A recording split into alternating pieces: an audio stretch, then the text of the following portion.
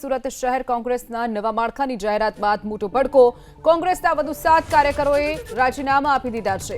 ઉધના વિધાનસભા પ્રમુખ અવધેશ સિંહે રાજીનામું આપ્યું।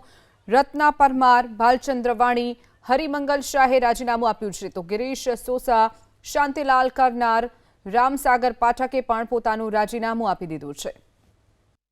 સુરત શહેરની રચના થઈ છે સંગઠનની, અને એ સંગઠનની અંદર યુવાનો, મહિલાઓ અને તમામ સમાજ અને તમામ વર્ગના લોકોને સમાવ્યા છે।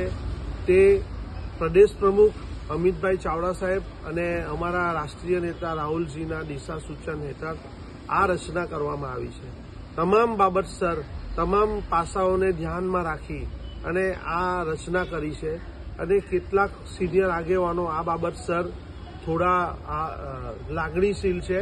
તેઓને હું એમની લાગણીને સ્વીકાર કરું છું, અને આની અંદર આગળ સંગઠનની અંદર તમામ લોકોને ચોક્કસ જિમ્મેદારી મળશે, અને કોંગ્રેસ પક્ષને મજબૂત કરવા માટેની તમામ એમનો સાથ સહકાર લેવામાં આવશે। એ સાથે હું આપ સૌને આ બાબતસર જાણકારી આપું છું।